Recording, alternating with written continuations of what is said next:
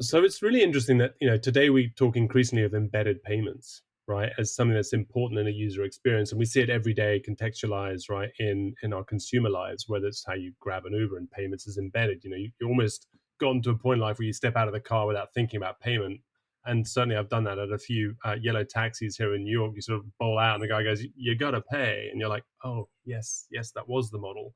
And thankfully they came up with an innovation called Curve. And so now we can do that too without having to think about it. But look, I had started my career. Look, I've only had 3 jobs in my whole career, and I'm now 51. So I guess I've been around a few years. But the first 8 of those were working alongside SAP. I was a consultant deploying the solution, and then I brought what I really knew is really about clients and it took clients to make payments. I was always in the B2B side of the world. I've never been on the consumer side of the world. So it's always been about what does it take for businesses to make payments? And my secret sauce, right? I always say my competitive advantage relative to everyone else at Amex, most folks had come from the consumer side of the equation, whereas I had literally been born and bred in terms of how do you integrate things into an ERP, and businesses operate off ERP, especially if you're in that Fortune 1000 sort of range, you're operating on big platforms like SAP. And so then I spent 12 years really looking at a landscape where it was no longer about corporate cards, because corporate cards had been around for decades.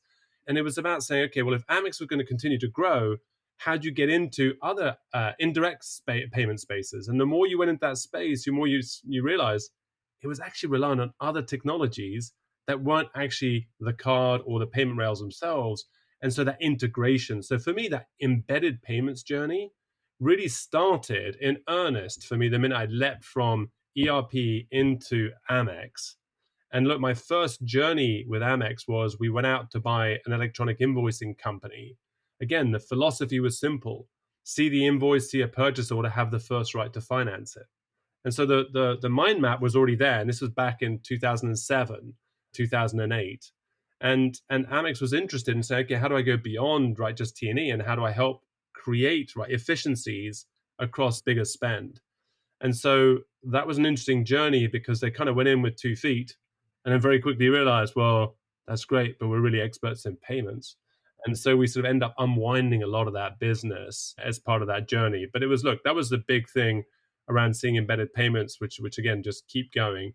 And then the digitization of the whole experience that started to happen again around digital statements. And we forget that, Apple iPhones and the Samsung phones, they're not really that old, right, in terms of how long they've been around. And so how much of it we now rely on that tool to do so much of our work. It was the beginning of that journey. So for me, that was a great time to be around, right, to experience that conversion from paper and phone to truly digital channels.